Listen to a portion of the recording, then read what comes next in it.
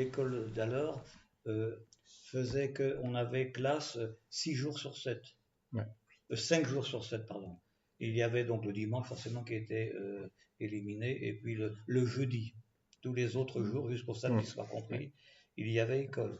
La plupart des enfants dans les communes rurales et même urbaines restaient à l'école jusqu'à l'âge obligatoire des 14 ans.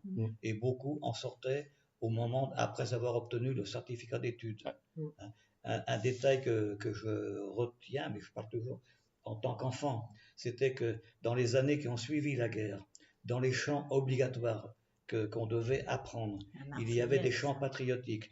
On devait chanter la Marseillaise, c'était noté d'ailleurs, la façon de chanter, et il y avait le chant des partisans. Je me rappellerai toujours ces paroles qu'on nous obligeait à chanter. Nous on marche, nous on tue, nous on crève.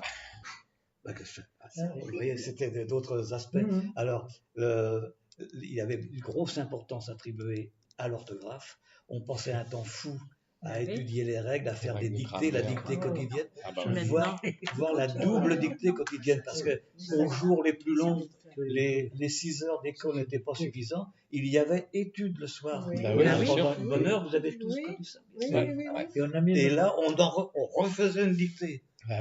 C'est vous dire un petit peu. Des fois, on pouvait aller faire des... Oui, et puis alors, il y avait aussi, alors j'ai parlé de la dictée, on attribuait beaucoup d'importance aussi à l'étude des opérations, des techniques opératoires. Les problèmes.